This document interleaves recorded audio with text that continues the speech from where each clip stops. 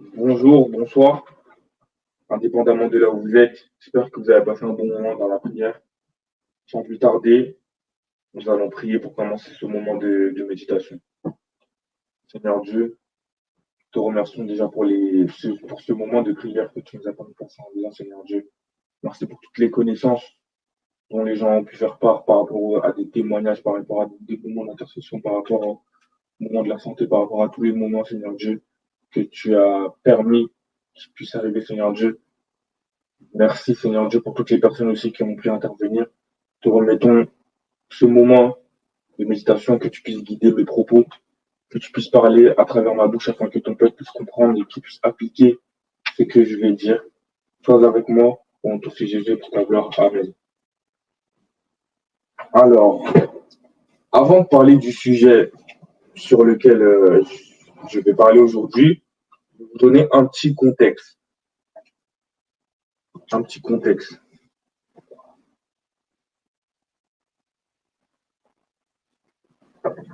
Du coup, en février, j'étais en train de prier et puis j'étais en train de me rendre compte que dans ma relation avec Dieu, il manquait quelque chose. Il manquait un truc qui faisait que, en fait, il manquait du peps. Voilà, je vais dire ça comme ça, il manquait du peps. Et je suis parti voir Dieu dans la prière. Je me dis, mais Seigneur, qu'est-ce qui se passe? J'aimerais bien que toi et moi, ça soit un petit peu mieux, ça soit un petit peu plus robuste ma relation avec toi. Et qu'est-ce que je peux faire pour que ça puisse arriver?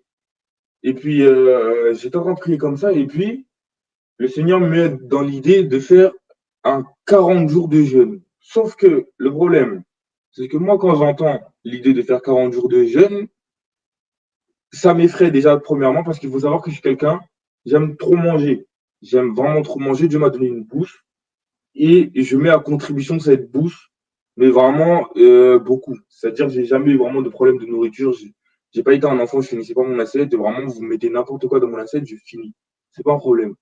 Et quand Dieu me dit fais un 40 jours de jeûne, je me dis mais 40 jours sans manger, ça va être une réelle épreuve pour moi parce que j'ai jamais fait ça. Et les seuls personnages bibliques qui ont fait ces 40 jours de jeûne, en tout cas d'aussi loin que je me rappelle, c'est Élie et Jésus. Et j'ai dit à Dieu, mais Dieu, je ne suis pas Jésus, je ne suis pas Élie, j'aime trop manger. 40 jours de jeûne, ça va être chaud pour moi. Ça va être vraiment chaud. Je me dis, Seigneur, t'es sûr que tu voulais vraiment que je fasse 40 jours de jeûne? Est-ce qu'au lieu de 40 jours, tu voulais dire plutôt 4 jours, encore 4 jours, ça me paraît chaud, mais ça me paraît abordable. Mais 40 jours, Seigneur, 40 jours, c'est plus d'un mois. Ça va être chaud.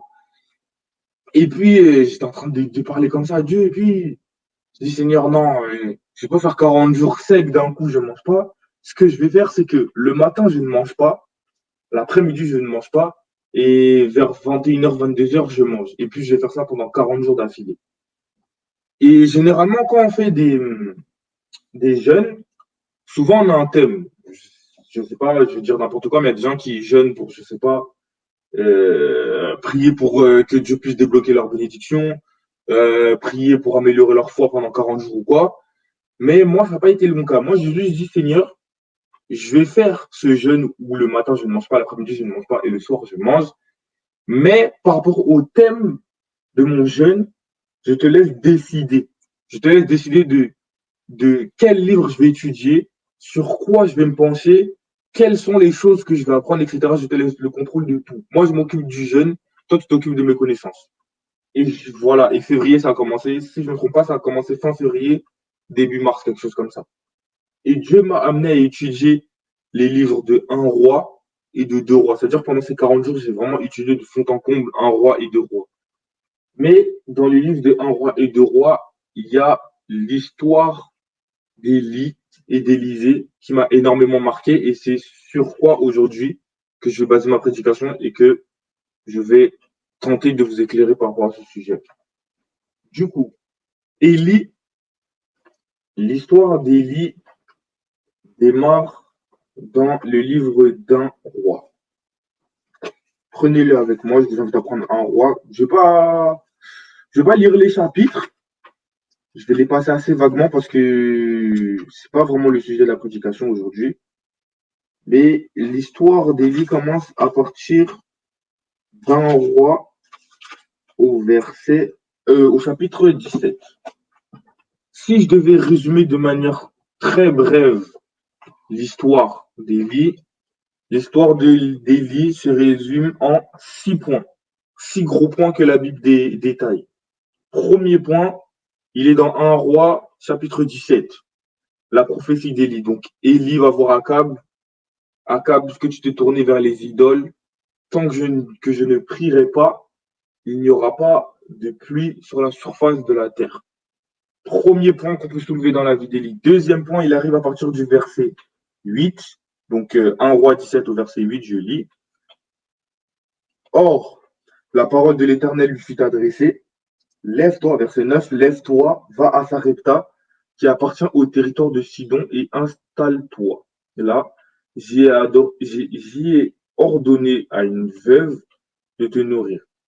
Donc, deuxième point dans la vie d'Élie, Élie fuit, parce que sa vie est en danger après la prophétie qu'il a annoncée sur Akab, et va se réfugier à Sarepta.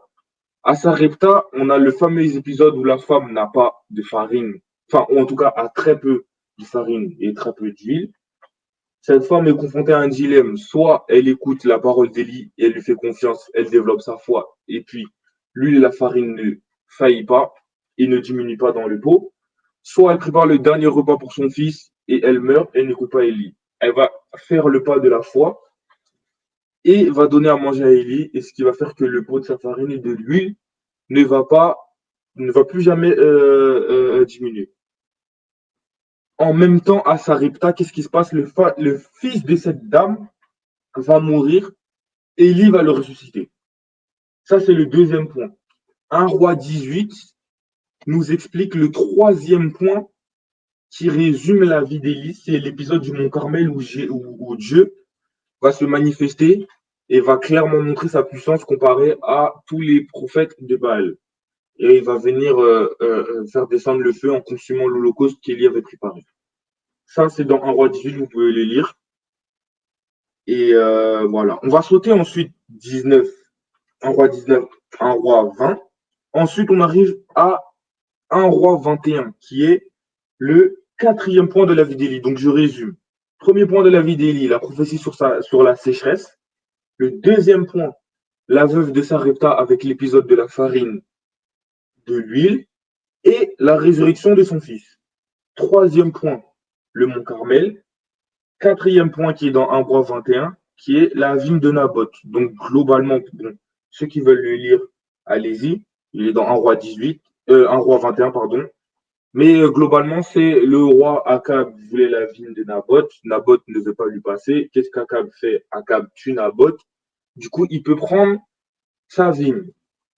Dieu va donner un message à délivrer à Akab de la part d'Élie. Donc, Élie va lui voir et va lui délivrer ce message. Et du coup, il va lui dire que, enfin, il y a une prophétie, une malédiction qui va être prononcée sur Akab, comme quoi les chiens lécheront son sang et Jézabel sera mangée par les chiens. Ça, c'est le quatrième point de la vie d'Élie. Cinquième point, on a l'épisode des chefs des 50. Donc, il se passe dans 2 rois, chapitre 1. Je résume encore une fois globalement pour que vous puissiez avoir à peu près le topo de ce qui se passe. Akazia est malade. Il va demander à, euh, à des soldats d'aller justement aller chercher des prophètes de Baal pour savoir s'il va se réveiller de la maladie qui le tourmente.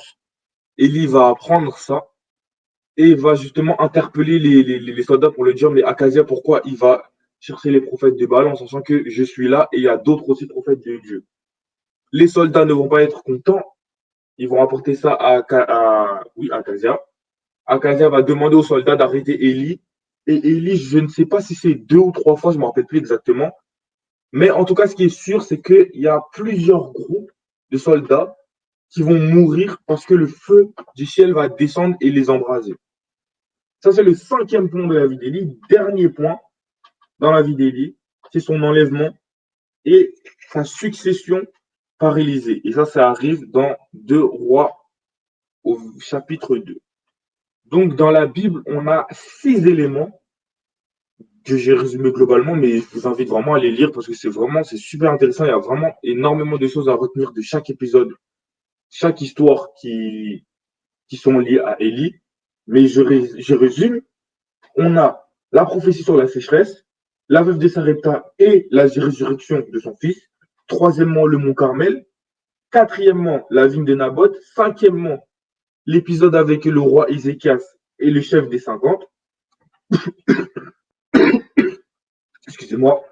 Et dernièrement, l'enlèvement d'Élie et la succession par Élisée. Ensuite, qu'est-ce qui va se passer? Donc, Élie, avant d'être enlevé, va prendre, si je peux dire ça comme ça, Élie en formation pour devenir le prochain prophète. Il va se retirer sur une montagne et Élie va demander à Élisée, avant que je sois enlevé devant toi, demande-moi une chose, n'importe laquelle, et elle te sera accordée. Élisée, parmi toutes les choses qu'il pouvait demander, et là on voit un énorme parallèle entre cette séquence-là et la séquence où Dieu demande à Salomon qu'est-ce qu'il veut. Les deux auraient pu demander les femmes, l'argent, la célébrité, une longue vie, beaucoup d'enfants. Ils auraient pu demander absolument tout ce qu'ils voulaient. Hein. Mais d'un côté, Salomon a demandé la sagesse, et de l'autre côté, Élisée a demandé le double de l'esprit d'Élie. Et cela va lui être accordé. Mais maintenant, l'élément qui m'intéresse le plus dans la succession entre Élie et Élisée, c'est qu'il y a un événement que je ne vous ai pas raconté exprès, mais avant qu'Élie se fasse enlever dans le ciel et avant qu'il passe dans la montagne avec Élisée, ce qui s'est passé, c'est que Élie, avant d'arriver à la montagne, il y a le Jourdain qui sépare la plaine et la montagne. Mais avant de monter dans la montagne, il y a le Jourdain. Et ce qu'il fait, c'est que Élie a séparé le Jourdain en deux avec son manteau. Donc le dernier acte, en vrai de vrai, le dernier acte rattaché, donc on va dire entre guillemets le 7e acte rattaché à Élie, c'est la séparation du Jourdain en deux avec son manteau. Maintenant, qu'est-ce qui se passe? Élisée qui vient de recevoir le double de l'esprit d'Élie, à ce moment-là, la passation, donc la succession d'Élie a déjà été faite. Sauf qu'elle a été faite dans le privé, si je peux dire ça comme ça, parce que seul Dieu était au courant de cette passation. Il n'y avait que Élie et Élisée à ce moment-là. Donc la passation, la succession a été faite dans le privé, mais elle va être faite aussi dans le physique, parce que la première chose qu'Élisée a faite, c'est quand il est descendu de la montagne, il a séparé lui aussi le même Jourdain qu'Élie avait séparé, mais lui aussi, Élisée va séparer ce Jourdain aussi en deux. Et justement au verset, donc je suis dans 2 Rois 2, au verset 15, il est dit, les membres de la communauté des prophètes de Jéricho le virent d'en face et dirent, l'esprit d'Élie repose sur Élisée. Ils allèrent à sa rencontre et se prosternèrent jusqu'à terre devant lui. Donc, on a eu succession en privé sur la montagne et ensuite succession visible et physique où là, les prophètes de la ville de Jéricho ont vu que même si Élie n'est pas là, Élisée s'est occupé de la succession d'Élie. Et comment ça s'est vu? Parce que la dernière action qu'Élie a faite, donc séparer le Jourdain en deux, c'est exactement la première action que Élisée a faite. Pourquoi je suis en train de faire ce rapprochement? Dans la vie d'Élisée, donc il y a énormément d'événements qui vont être rattachés dans la vie d'Élisée, mais il y a un événement qui me titille. Parce que Élisée, dans certains épisodes de sa vie, va se mettre à vivre exactement la même vie qu'Élisée. Je répète, dans la vie d'Élisée, on va retrouver des schémas qui sont exactement pareils que dans la vie d'Élie. Pourquoi je dis ça? Alors, depuis qu'Élie, comme je vous l'ai dit, a reçu le double de l'esprit, depuis qu'Élisée, excusez-moi, je confonds souvent les prénoms parce que c'est des prénoms qui se ressemblent souvent, mais depuis qu'Élisée a reçu le double d'esprit d'Élie, comme je l'ai dit, il y aura des similitudes. Pourquoi? Élisée va rencontrer une veuve. De la même façon qu'Élie a rencontré une veuve, Élisée va rencontrer une veuve aussi. Ces deux veuves-là auront un problème d'huile. La première, donc Élie, aura un problème de farine et d'huile. Élisée va rencontrer une veuve qui aura un problème d'huile. Coïncidence? Je ne pense pas. Donc il y a déjà deux coïncidences. Les deux vont rencontrer une veuve. Ces deux veuves-là auront un problème d'huile. Troisième coïncidence, ces deux veuves-là vont choisir de faire la foi, de faire confiance à un homme qu'elles ont vu qu'une seule fois. Et le pot d'huile de ces femmes n'a jamais baissé jusqu'à ce que la famine ou jusqu'à ce que la parole du prophète soit accomplie. Trois coïncidences. Enfin, les gens diront coïncidence, mais ce n'est pas une coïncidence et je vais l'expliquer pourquoi. Quatrième événement, qui peut paraître comme une coïncidence, mais qui ne l'est pas, après que le pot d'huile de ces femmes-là ait été rempli d'huile et justement n'a jamais diminué, le fils de ces deux femmes-là est mort quelque temps après. Coïncidence encore? Je ne sais pas. Cinquième coïncidence encore, la même technique de résurrection qu'Élie a faite, c'est exactement la même technique de résurrection qu'Élisée a faite. C'est-à-dire que quand le fils de la veuve, pour le cas d'Élie, est mort, on nous dit dans la Bible qu'Élie s'est étendu sur l'enfant, a prié, et le souffle de vie est revenu dans l'enfant. Élisée, c'est exactement pareil. Le souffle de vie avait disparu chez l'enfant. Élie s'est étendu sur l'enfant, donc s'est couché sur l'enfant, a prié, et le souffle de vie est revenu sur l'enfant. 5 coïncidences. Les gens diront 5 coïncidences, mais moi, je ne dirais pas 5 coïncidences. Pourquoi ce ne sont pas 5 coïncidences? Je vais vous dire exactement. Au début, je n'ai pas commencé en disant le thème de ma prédication, mais maintenant, je vais vous le dire. Ma prédication, ce n'est pas vraiment un titre, c'est plutôt une question. Sommes-nous des disciples? Sommes-nous des chrétiens? Pourquoi j'utilise ça? La définition même d'un disciple, si vous regardez sur Internet, un disciple, et je cite, un disciple est quelqu'un qui adhère, qui reçoit l'enseignement du maître. Un disciple, c'est quelqu'un qui suit l'exemple de quelqu'un à la perfection. Pour être considéré comme un disciple, il faut respecter 3 aspects. Un disciple, il suit, premièrement, les traces de son maître. Deuxièmement, il poursuit l'œuvre de son maître.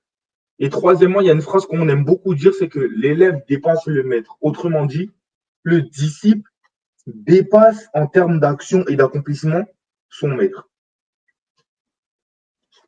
Les gens aiment beaucoup dire, enfin, je dis ça comme ça, mais souvent, j'ai déjà entendu que oui, dans la Bible, il y a des miracles qui ont été faits, mais qui ne peuvent plus être refaits. Pourquoi? Parce que les personnages bibliques d'avant avaient une foi qu'aujourd'hui, on ne peut pas appliquer. Les Moïse, et ça, c'est des choses que je vous dis parce que je l'ai entendu souvent, et que les gens pensent que les miracles qui ont été faits dans la Bible ne peuvent pas se refaire actuellement. Pourquoi? Parce que comment dire ça, la quantité de foi de ces personnes-là est beaucoup trop élevée pour nous et nous, on ne pourra jamais faire ce type de foi. Et j'utilise l'exemple, par exemple, de Moïse qui a séparé la mer en deux en disant qu'aujourd'hui, personne ne peut séparer la mer en deux. Je vais vous dire, peut-être que ça va choquer, je suis désolé, mais je suis quelqu'un de malheureusement, ou heureusement, je ne sais pas, mais je suis quelqu'un de très direct. Et malheureusement, cette façon de penser est mauvaise. Pourquoi? Je vous invite à prendre avec moi Jean 14, verset 12. Jean 14, verset 12, qui nous dit, en vérité, je vous le dis, celui qui croit en moi fera aussi les œuvres que j'ai faites, et il en fera même de plus grandes parce que je vais vers le Père. Je répète, en vérité, je vous le dis, celui qui croit en moi fera aussi les œuvres que j'ai faites et il en fera même de plus grandes, parce que je vais vers mon Père. Dans les aspects d'un disciple, je vous ai dit qu'un disciple, il suit les traces de son maître et il dépasse en termes d'accomplissement et de résultats son maître.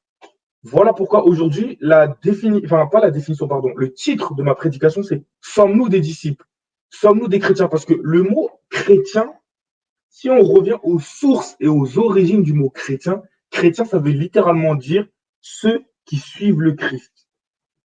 Nous sommes fiers de dire oui, je suis chrétien, je mets des musiques chrétiennes pendant que je fais mon ménage, je chante, je loue, je vais à l'église le samedi ou le dimanche, je sais pas.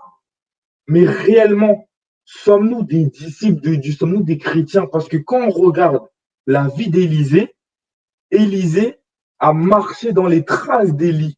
Parce que, comme je vous le dis, même si Élie avait été enlevé, dans le comportement d'Élisée, on voyait que c'était Élie. Comme je vous ai dit, Élisée, quand il a séparé le Jourdain en deux, les gens qui ont vu ça se sont dit, ah ok, même si Élie n'est pas là, je vois en Élisée, je vois l'esprit d'Élie.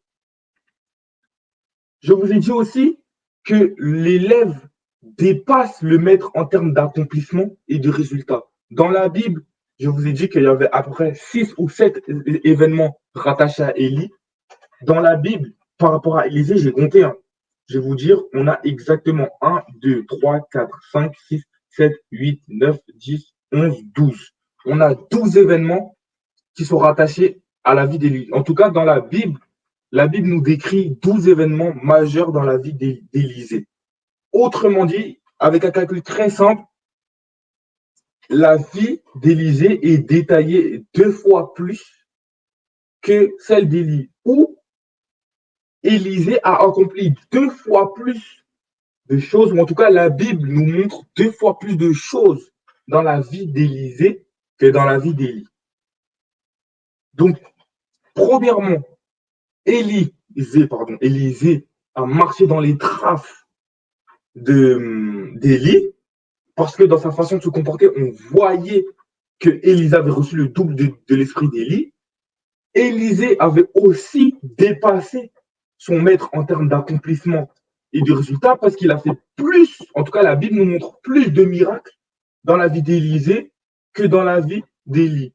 Troisième point, j'avais dit qu'un disciple, il poursuit l'œuvre de son maître.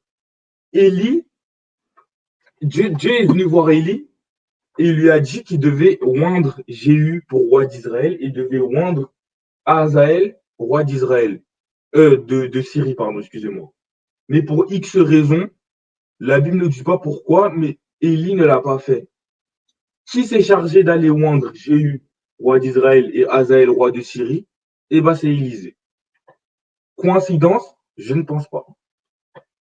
Élisée savait parfaitement qu'Élie a reçu cet ordre, mais ne l'a pas fait, pour X raisons dont la Bible ne détaille pas. Qu'est-ce qui s'est passé? Élisée, a repris la mission d'Élie, c'est-à-dire aller oindre Jéhu, roi d'Israël, et aller oindre Hazaël, roi de Syrie, sur la parole de Dieu.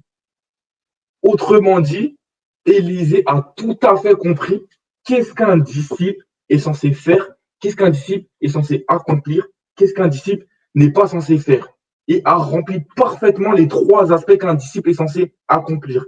Deuxième exemple, les disciples de Jésus aussi ont parfaitement compris les 3 aspects qu'un disciple est censé avoir dans son comportement, dans sa manière de faire, dans sa manière de penser, dans sa manière d'agir. Pourquoi? Les disciples, comme je vous ai dit, marchent sur les traces de leur maître. Jésus s'est fait enlever, mais dans le comportement des 12 disciples, dans le comportement de Pierre, dans le comportement de Jacques, dans le comportement d'André, dans le comportement de Philippe, de je ne sais pas qui, même si Jésus a été enlevé, les gens, quand ils voyaient les disciples se comporter, ils avaient l'impression que ce n'était pas les disciples, mais c'était Jésus sous une autre forme. Et c'est justement comme ça, c'est justement dans ce type de contexte que le nom chrétien est apparu. Parce que chrétien, comme je vous l'ai dit plus tôt, chrétien, ça veut littéralement dire suiveur du Christ. Ça veut dire que même si le Christ n'était pas là, même s'il a été enlevé, physiquement parlant, n'était pas là, dans le comportement des disciples, on avait l'impression de voir plusieurs Jésus. Premier aspect qui a été totalement rempli et totalement réussi. Deuxième aspect, l'élève doit dépasser le maître. Les disciples ont accompli de plus grandes choses que Jésus. Jésus n'a jamais été en prison et a été délivré par un ange. Jésus n'a jamais été, comment dire, un ange n'est jamais venu en prison délivrer Jésus au milieu d'une garde de 16 escouades. Et puis, Jésus passe au milieu comme ça, sans que aucun des soldats l'ait vu. Pourtant, Pierre, ça s'est passé. Je ne sais pas si vous voyez ce que je veux dire. Si on regarde dans la vie des disciples, ils ont accompli de plus grandes choses que Jésus, même malgré le fait que la vie de Jésus est totalement grandiose, mais les disciples ont totalement compris et ont totalement assimilé le verset dans Jean 14, verset 12. Vous ferez les mêmes. Donc, je vais le répéter. En vérité, je vous l'ai dit, celui qui croit en moi fera aussi les œuvres que j'ai faites, et il en fera même de plus grandes. Les disciples ont fait les œuvres que Jésus a fait, et ils ont même fait plus grand aussi. Troisième aspect, c'est que les disciples poursuivent l'œuvre du maître et même font mieux. Jésus nous a donné juste une mission. Il nous a donné aussi une mission aux disciples en disant, faites de toutes les nations des disciples. Jésus ne pouvait pas faire de toutes les nations des disciples dans le sens où Jésus n'a pas voyagé. Pourtant, qui est parti à Rome, qui est parti en Italie pour aller annoncer la bonne nouvelle et jusqu'à même l'empereur romain a entendu parler de Jésus? C'est Paul. Aujourd'hui, si vous vous intéressez à la vie des disciples, si vous voyez dans quels endroits sont morts les disciples, je ne sais plus, je ne vais pas vous dire n'importe quoi parce que je ne me rappelle plus exactement le nom du disciple, mais je sais qu'il y a un des 12 disciples, il a été retrouvé mort en Asie. Autrement dit, un disciple est parti voyager en Asie et propager la bonne nouvelle où? Jusqu'en Asie. Jésus n'a jamais voyagé, Jésus n'est jamais parti en Asie. Jésus s'est contenté d'apporter la bonne nouvelle en Israël. Les disciples qui ont pris le flambeau de Jésus ne sont pas contentés juste en Israël, mais ils sont contentés d'un côté Paul, d'aller jusqu'à Rome. Bon, je dis Rome, mais il a fait Rome, il a fait Corinthe, il a fait Éphèse. Bon, actuellement, ce sont des listes qu'il y a dans la Bible. Mais si vous voyez les voyages missionnaires que Paul a fait, il ne s'est pas contenté que d'Israël. Comme je vous ai dit aussi, il y en a un des disciples, il est parti jusqu'en Asie. On a Jean, là où il était, il a été enfermé sur l'île de Patmos. L'île de Patmos n'est pas dans Israël. L'île de Patmos est loin. Autrement dit, les disciples ne se sont pas contentés juste de poursuivre l'œuvre de Jésus. Ils l'ont fait aussi, mais ils l'ont fait dans des endroits où Jésus n'est pas allé. Donc, pour reprendre les trois aspects de ce qu'est un disciple, les disciples de Jésus ont poursuivi l'œuvre de Jésus et ont fait plus que Jésus lui-même a fait en termes d'œuvre, en termes de voyage missionnaire. Ils ont dépassé le maître en termes d'accomplissement et de miracles, et ils ont suivi le Christ totalement dans sa façon de fonctionner, à tel point qu'ils ont été appelés chrétiens, donc, je répète encore une fois, suiveurs du Christ. C'est pour ça qu'aujourd'hui, le thème de ma méditation, c'est « Sommes-nous des disciples? Sommes-nous des chrétiens? Avons-nous respecté totalement les trois aspects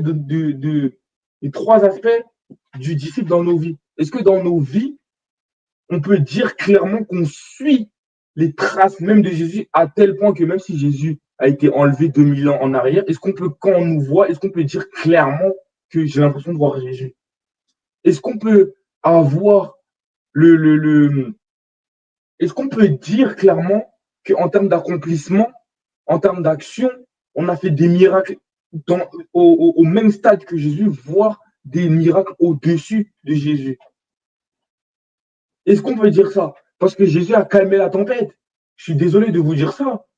Mais qui d'entre nous serait capable d'arrêter une tempête? Moi vraiment, quand j'ai lu ça pendant mon jeûne, Dieu m'a vraiment fait tomber sur ces deux histoires, l'histoire d'Élie et Élisée. il m'a fait comprendre le principe d'être un disciple.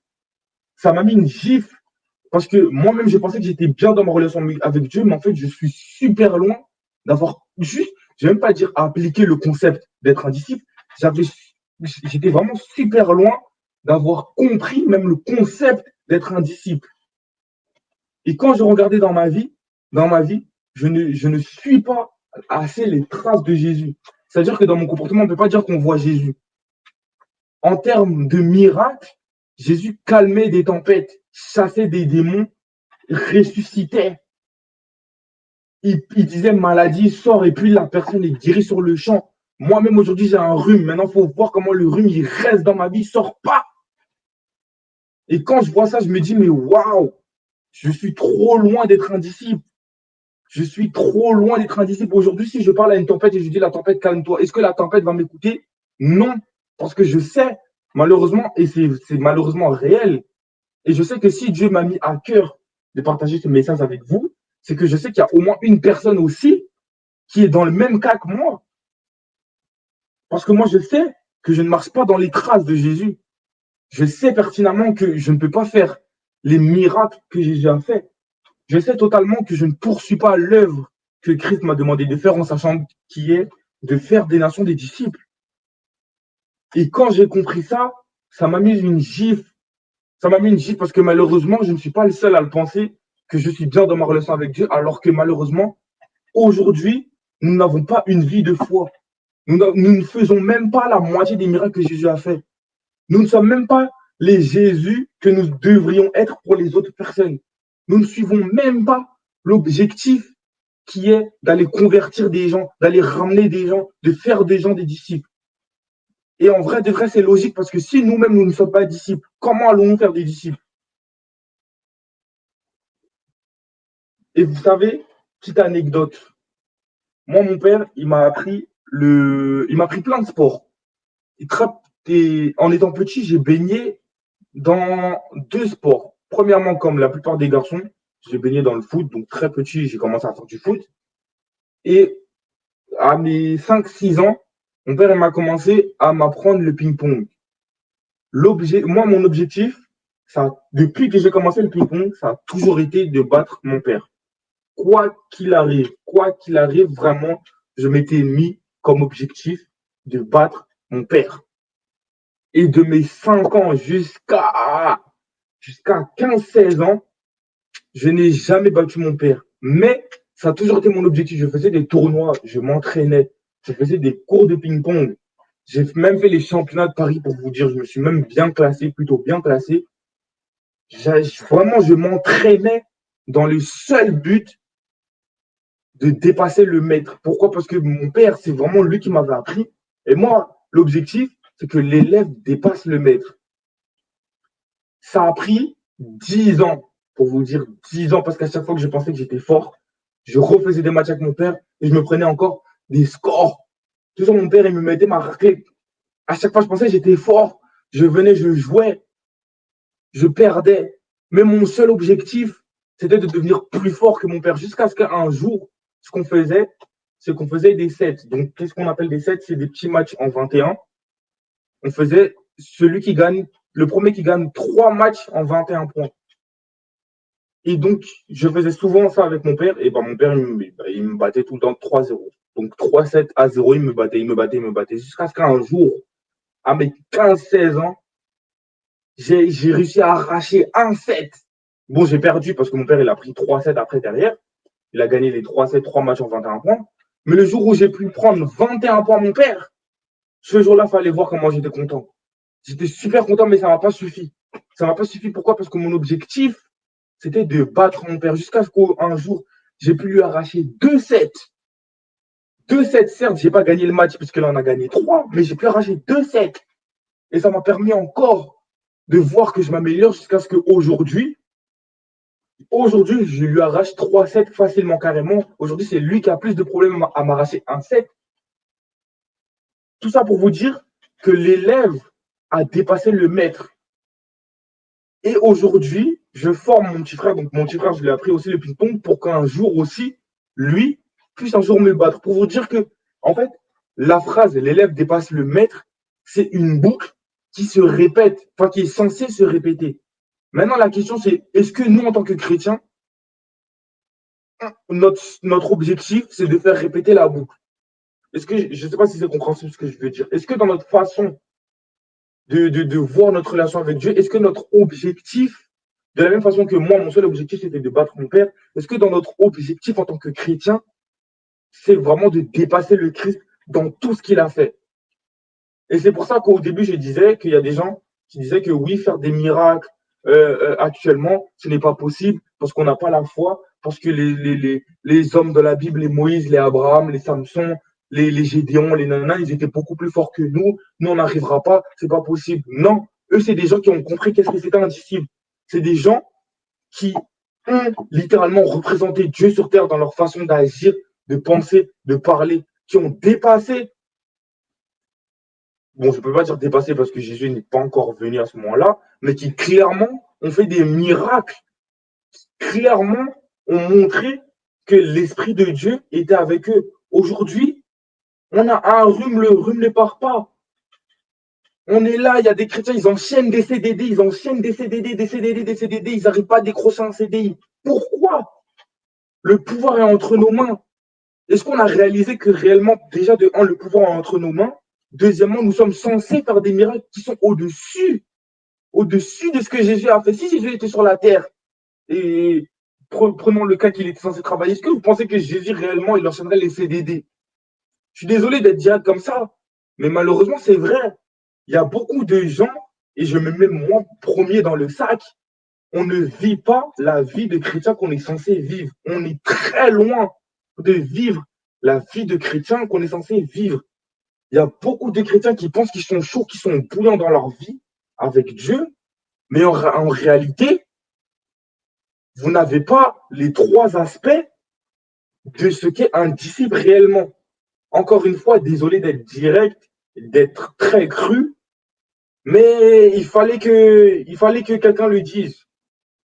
Malheureusement, dans notre vie, dans notre vie, on est censé être des Jésus pour les gens qui ne connaissent pas, mais quand on arrive au travail ou quand on arrive à l'école, les gens fuient notre compagnie. Les gens, quand ils nous voient, les gens commencent à souffler, les gens commencent à ronchonner, les gens commencent à nous esquiver parce qu'ils savent que si on commence à un peu trop parler, ça va les énerver. Or, Jésus, quand il était sur terre, Jésus, avant même de parler juste la compagnie de Jésus, ça apportait la paix à certaines personnes. Et puis quand il ouvrait la bouche, c'était encore pire parce que c'était que des paroles de sagesse, de réconfort, des paroles qui faisaient du bien aux autres. Mais nous, aujourd'hui, nous, c'est les gens qui nous évitent. Jésus faisait des miracles, il changeait l'environnement dans lequel il était. On nous dit dans la Bible que Pierre a invité Jésus manger chez lui. Jésus, voyant la mère oulala, attention, j'ai un problème de prénom, de Pierre. Jésus, voyant la mère de Pierre qui était malade, qu'est-ce que Jésus a fait? Il s'est empressé de la guérir. Jésus est venu et a impacté le milieu dans lequel on est. Nous, qu'est-ce qu'on fait? On est dans un milieu qui nous avantage pas. Qu'est-ce qu'on fait? Ah, Seigneur, on se plaint. Ah, Seigneur, t'aurais dû me mettre là, t'aurais dû me mettre là. Alors que non, notre but en tant que disciple, en tant que chrétien, notre but, c'est justement de changer le milieu dans lequel on est. C'est pas que Jésus puisse changer pour nous le milieu dans lequel on est, mais c'est que nous, dans notre façon d'agir, dans notre façon de parler, on puisse améliorer l'environnement dans lequel on est. Mais nous, au lieu de faire ça, parce qu'on ne l'a pas compris, et ben nous, on est là, on se lamente. Ah, Seigneur, pourquoi je m'en vais dans cette école? Ah, Seigneur, pourquoi tu m'as mis dans cette branche? Ah, Seigneur, parmi toutes les secrétaires, c'est cette secrétaire que tu m'as mis sur mon dos. Ah, Seigneur, Seigneur. Et puis on rouspète, on rouspète, on rouspète, on rouspète. Pendant ce temps, notre rôle de disciple n'est pas accompli. Pendant ce temps, la personne qui était censée être édifiée dans notre école, dans notre travail, dans, je sais pas, dans n'importe quelle situation, cette personne qui était censée être édifiée, au final n'est pas édifiée, au final commence à devenir notre ennemi. Pourquoi? Parce qu'on n'a pas pris notre rôle de disciple à cœur et au sérieux. Et au final, on ne poursuit pas l'œuvre que Jésus nous a demandé, c'est-à-dire de convertir. On ne vit pas la vie que nous sommes censés vivre. Et en prime de ça, on vit dans la défaite, c'est-à-dire qu'on ne fait pas les miracles que nous sommes censés faire. Et quand j'ai compris ça, franchement, c'est là que je me dis vraiment, c'est triste. C'est triste pour moi et c'est triste pour d'autres personnes. C'est vraiment très triste parce que Jésus recherche des gens qui le représentent en action, en parole et en pensée. Mais qui réellement représente Jésus en parole et en pensée et en action? Moi, je ne le suis pas. Et à partir du moment où j'ai compris ça, tous les jours, je m'efforce du plus profond de mon être pour que dans mes paroles, dans mes actions et dans mes pensées, je puisse ressembler à Jésus. Que dans ma manière de faire, je puisse représenter le Christ. Que quand les gens puissent me voir, je puisse refléter le Christ. C'est dur, certes, mais juste déjà le fait de comprendre, on ira déjà beaucoup plus loin déjà. Est-ce que nous sommes les chrétiens que nous disons haut et fort que nous sommes? Sommes-nous les disciples que nous prétendons être? Faisons-nous juste la moitié des miracles que Jésus a accomplis sur terre? Poursuivons-nous réellement l'œuvre que Jésus a faite? Est-ce que nous marchons réellement pour de vrai dans les traces que Jésus a faites? Voilà aujourd'hui la question que je me suis posée et que je vous pose à vous. Et si réellement vous dites réellement que vous avez une vie qui est basée sur Jésus, tant mieux. Mais moi, je pars du principe que si Jésus m'a mis à cœur de parler à ça, c'est qu'il y a au moins une personne, au minimum une personne qui ne marche pas comme étant le disciple qu'elle est censée être. Et ce message s'adresse à toi aujourd'hui. Je t'invite, frères et sœurs, toi qui m'écoutes, à adopter les 3 aspects d'un disciple. Que tu puisses dépasser le maître en termes d'accomplissement et de résultats. Que tu puisses marcher dans l'œuvre que Jésus nous a demandé de faire et que tu puisses suivre les traces de Jésus à tel point que les gens puissent voir une personne différente en toi qui puisse dire ah, on dirait Jésus, même si je ne l'ai pas vu, tu m'inspires quelque chose de bien. Tu m'inspires, tu me fais penser à Jésus dans la Bible. Vraiment, je le souhaite à toute personne qui réellement souhaiterait devenir disciple de Jésus. Soyez bénis.